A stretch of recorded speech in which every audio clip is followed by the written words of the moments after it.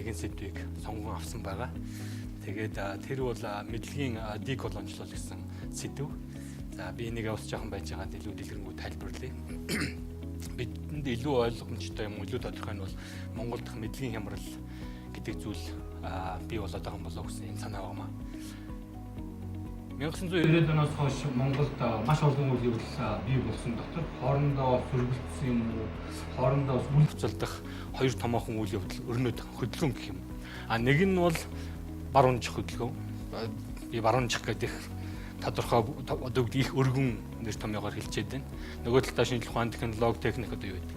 Нөгөө талдаа түүх, соёл, бидний уламжлалт гэж нэрлэдэг элдв зүйлсийг бүгдийг сэргэх. Энэ хоёр зүйл нэг осны уралдаантай юм шиг уралдаж байгаа юм шиг зэрэгсэж байгаа. Энэ дотор юу бий болоод байна вэ гэхээр нэг талдаа магадгүй уламжлалт гэж нэрлэж болох тэр мэдлэг, нөгөө талдаа шинжлэх ухааны технологийн гэх юм уу, магадгүй барууны гэж хэлж болох хоёр мэдлэг уралдаа яваад байгаа хэрэг.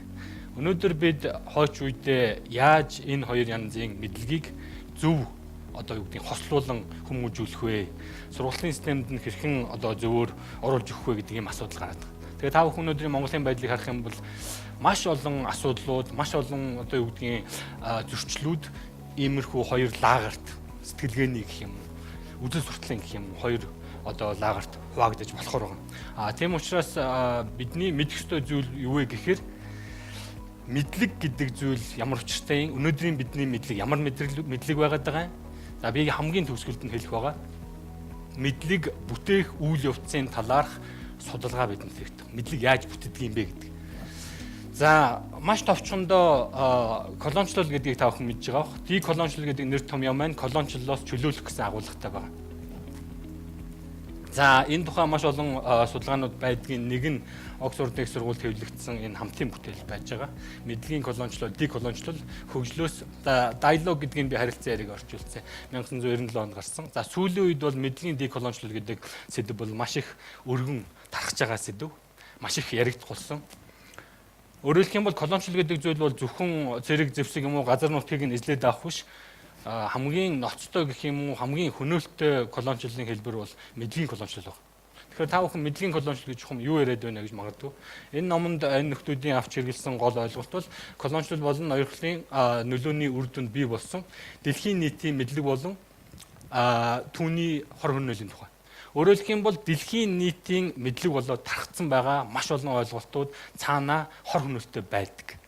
Тэгэхээр бид өөрсдийнхөө мэдлэгийг тодорхой хэмжээгээс колончлолоос одоо үгдгийн чөлөөлөх, өөрөөр хэлэх юм бол деколончлох шаардлагатай байна гэдэг хөдөлгөөн өнөөдөр дэлхийн нийтэд өрнөж байна. За хамгийн энгийн жишээгээр бол өнөөдрийн бидний хэрэгэлдэг маш олон ойлголтууд, нэр томьёонууд Монголын орчин үеийн одоо мэдлэгийн тогтолцоог аваад үзвэл ерөөсөө 20-21-р зуунд бий болсон колончлолын гэх юм уу бусад зарим нэгэн орнуудын жишээ нь зөвлөлтийн ноёрхлын үр дүн байдаг.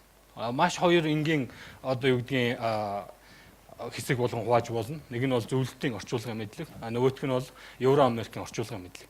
Орчуулгын мэдлэг гэхээр яг юу хэлээд байна гэвэл их тодорхой олон юм байна. Улс төр гэдэг үг. Нэр томьёо. Politics гэдэг англи үгний орчуулга. Маш олон нэр томьёонууд. Эдийн засаг, ёс суртахуун, урлаг, шашин, гэр бүл. Би энэ дээр нэг жишээ энэ дээр их амархан ойлгогдох жишээ хэлмээр байна л да. Жишээ би оюутан байхдаа Хөхнуурын хятадын баруун хойд хэсгийн Чинха буюу хятадаар Хөхнуур гэдэг газар судалгаа хийсэн. Тэгээд уучлаарай энэ. За иймэрхүү газар л да. Тэгээд би тэнд сууж байгаа. Хөхнуурын дэд монголчууд гэр бүл гэдэг нэр томьёог нэг их хэрэгэлдэг. Энэ дэгтээ тэнд гэр бүл байхгүй гэсэн үг биш. Энэ юу гэсэн үг вэ гэвэл энэ нэр томьёо орчуулгын нэр томьёо гэсэн үг. Тэгэхээр миний тавих гэж байгаа асуулт бол бид энэ нэр томьёонуудыг орчуулж авч хэрэглэхээс өмнө бидэнд ямар нэр томьёо, ямар концепт, ямар ухтгуун байсан юм бэ? Энэ хүмүүс манайх тэднийх миний байсан айл бол Батих гэдэг айл. Тэн дотор гэр бүл гэдэг концепт нь байж байгаа. Гэтэл бид нэр гаднаас англи хэлний family ч юм уу, орос хэлний семья гэдэг гэр бүл гэдэг ухтгууныг орчуулад хэрэглэхээр зөвхөн нэр томьёог нь орчуулж байгаа хэрэг биш. Тэрний тухай бот зохиолууд тэнд гарсан үзэл сурталуудыг давхар хамаад аваад ирдэг.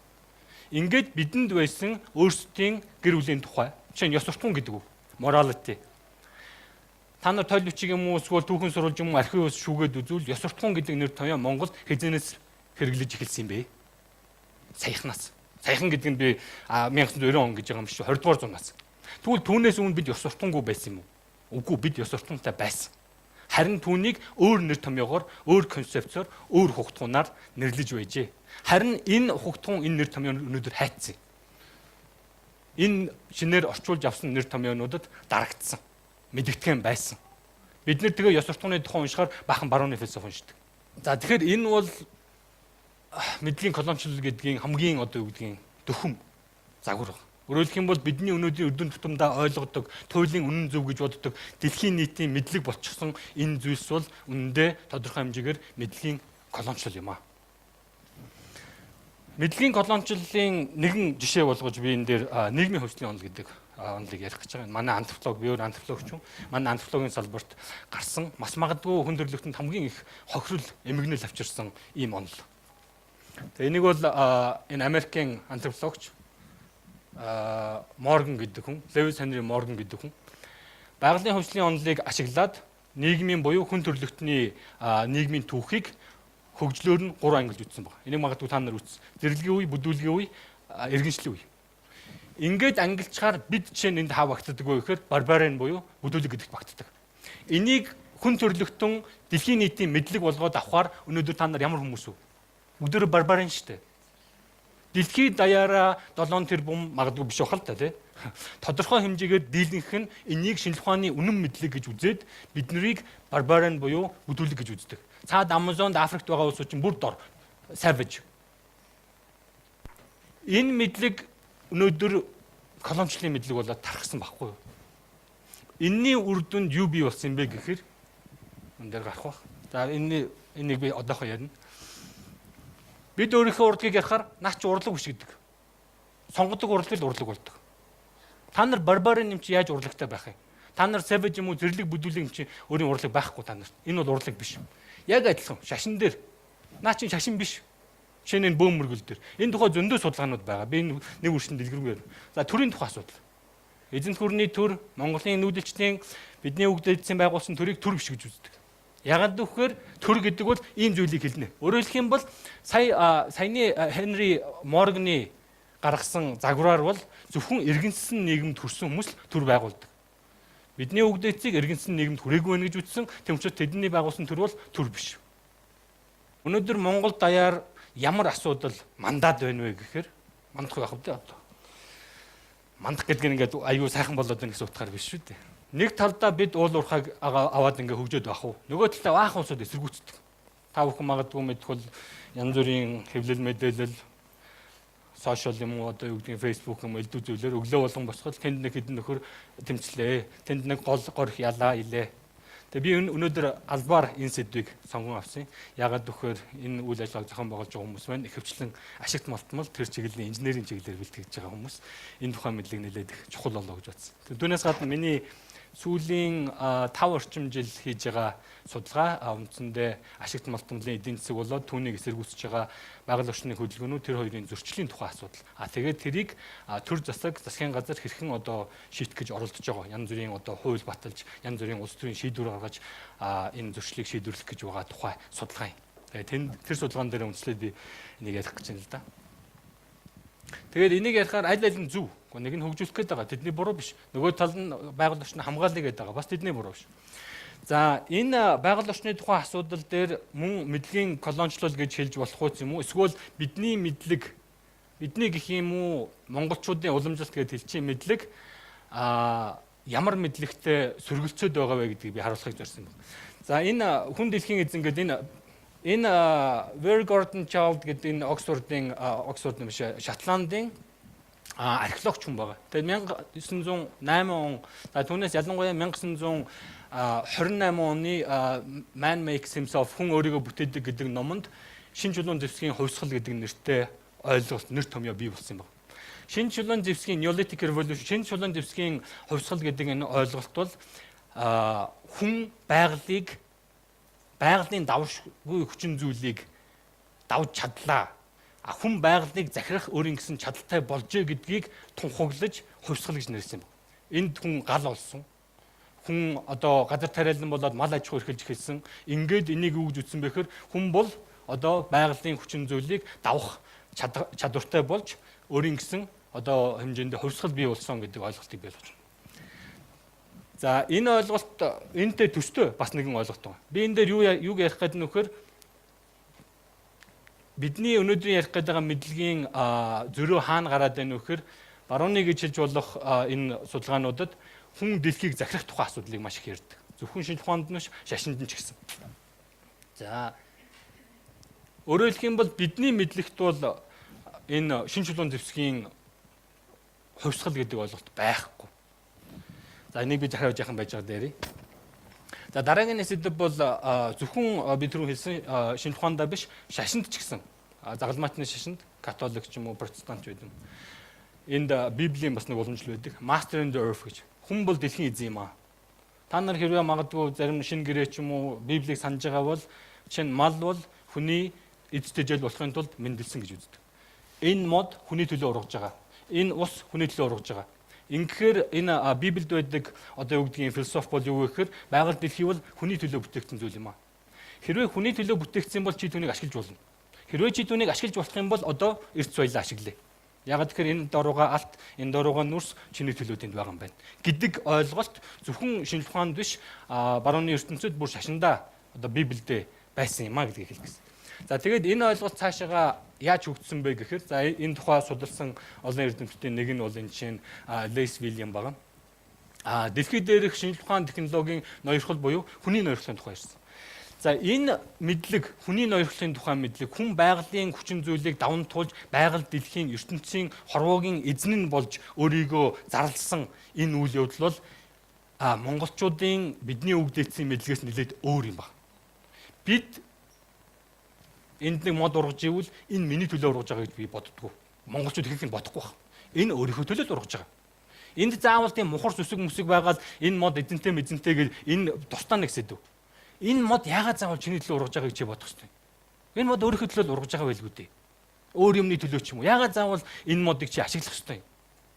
Энэ модыг яагаад заавал эдийн засгийн эргэлтэнд оруулж одоо консюмеризм гэж хэлдэг тийм ээ. Өргөн хэрэглээний барааны нүдээр харах хэрэгтэй юм бэ гэдэг асуулт гарч байна. Энэ бол миний ярих гээд байгаа тэр мэдлэгийн хямралыг бий болгож байгаа нэгэн жишээ. Тэнд нэг хүн өөр мэдлэгтэй байна. Энд нэг хүн өөр мэдлэгтэй. Тэр нь одоо юу гэдгийг барууны мэдлэг юм уу? Дэлхийд даяар дэлхийн нийтийн мэдлэг болоод төлөвлөсөн байж байна. Энэ логик бол эргээд өнөөдрийн бидний яриад байгаа ашигт малтмал уул уурхайн салбар дээр ч гарч ирж байна.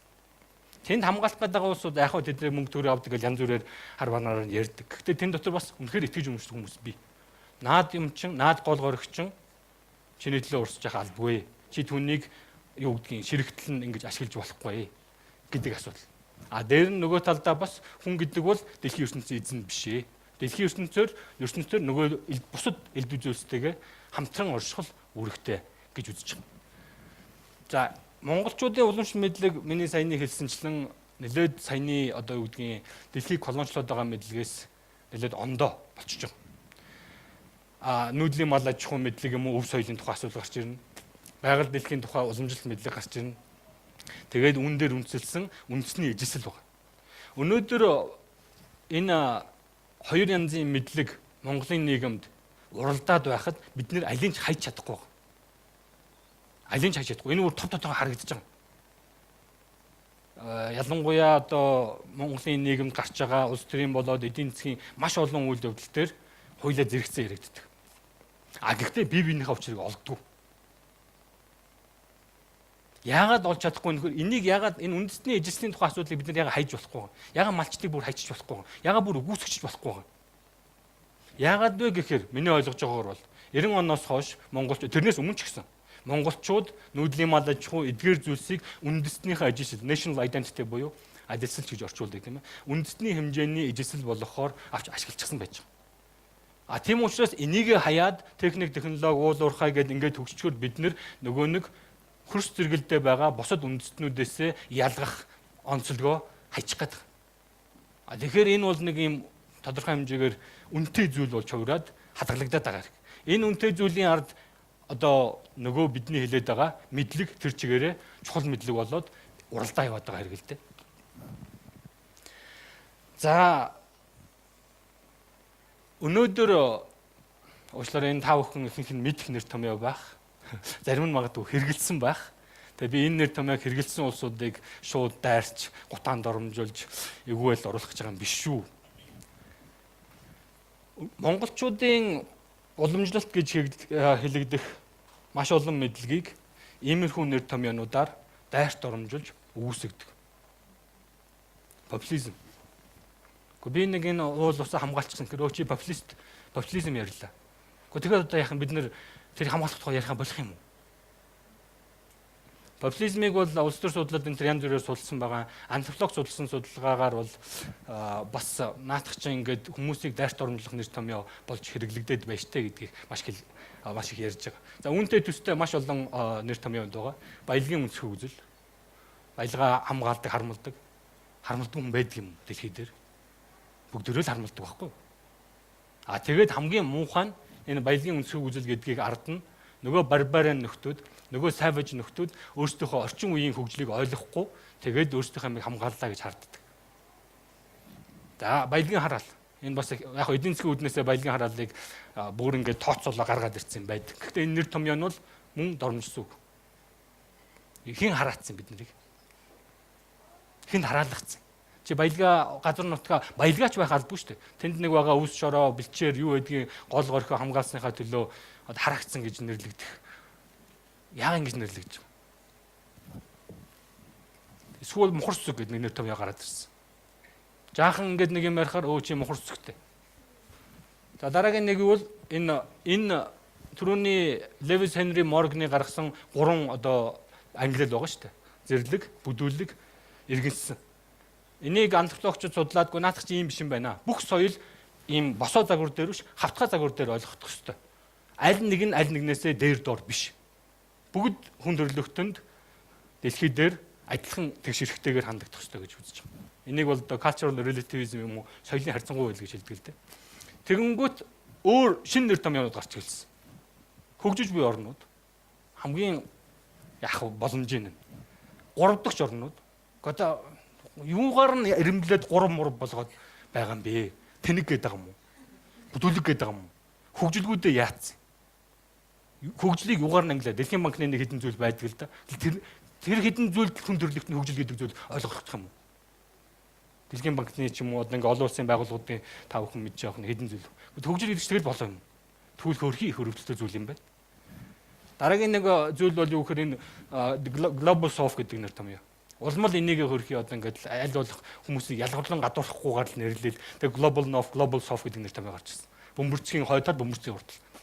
Тэгээд та нар газрын зүг дээр харуул бөмбөрцгийн хойдолд нөгөө л хэд, нөгөө урт тал бас л нөгөө л хэд. Тэгээд ерөөсөө ялгаагүй. Нөгөө л ялгарлан гадуурхал.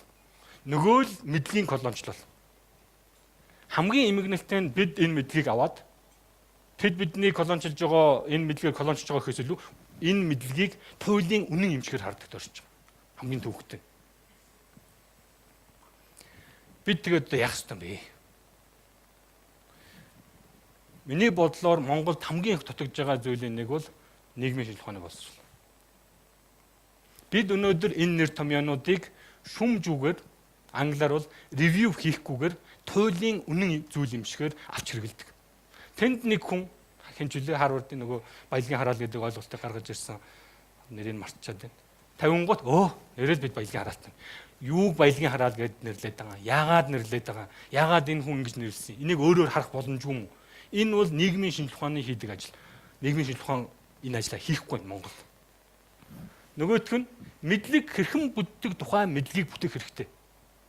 Мэдлэг гэдэг бол улс төрийн зорилгоор, эдийн засгийн зорилгоор, ямар нэгэн ашиг сонирхлоор юм уу, ямар нэгэн зорилгоор бий болсон байх магадлалтай. Эсвэл мэдлэгт тухайн бүтээж байгаа этгээд өөрийн субъектив юм уу? Эсвэл англиар бол bias гэж хэлж байгаа шүү дээ. Ямар нэгэн ашиг сонирхлыг оруулсан байх боломжтой. Тийм ашиг сонирхлын юм уу, ямар нэгэн зөрчилтэй мэдлэгийг бид өнөөдөр туйлын үнэн юм шиг мэдлэг болгож аваад дэлхийд даяараа ашиглаад үүний үр дүнд бид нэр дэлхийд даяараа мэдгийн колончлолд орж байгаа. 21-р зуун бол тэр чигээрээ колончлолын эсрэг юм уу, колончлолоос чөлөөлөх тухай асуудал яригдж байгаа зүүн. Нөгөө зэрэг зэвсэг хамаг юмудаа гаргачлаа. Тэгээд ард нь юу үлдөө гэсэн чинь мэдгийн колончлол болсон байна. Энэ дээр бас нэгэн зүйлийг би хэлмээр байна. Мэдлэгийн колончлолыг арилгах, мэдлэгийг колончлолоос гаргах маш олон үйл явдлууд санамсартай болоод санамсаргүй болж байгаа. Тэгээд тэрний үр дүнд юу болоод байна вэ гэхээр шинжлэх ухааны гэж нэрлээд байгаа мөртлөө үнэхээр шинжлэх ухааны байж чадахгүй байгаа маш олон мэдлэг байна. Үүний эсрэг наад гадаадын мэдлэг чинь болохгүй байна гэд уламжлалт юм уу ардын гэх баахан мэдлэг гарч ирээд байдаг. Гэтэл тэр нь үнэндээ ардын мөн ч юм уу биш ч юм уу бүүмд. Энэ хоёр үйл явдал өнөөдөр бид нарыг юунд хүргэж байна вэ гэхээр зөрчил хүргэж байгаа, ялгуурлан гадуурхалт хүргэж байна. Мэдлэгийг судалдаг шинжлэх ухааны салбар бол нийгмийн шинжлэх ухаан өөрөө. Нийгмийн шинжлэх ухаан дотор магадгүй манай антрополог юм уу хүн судлалын салбар орох бах. Тэгэхээр бид хэрвээ Монголын нийгмийг цаашд нь Монголын ард түмнийг зүй зохистой ийм зөрчил болоод ялгуурлаас ангид байлгахыг хүсэж байгаа бол мэдлэг хэрхэн бүтдэг тухай мэдлэгийг бүтээх хэрэгтэй гэж хэлээд би яриагаа дуусгая. Баярлалаа.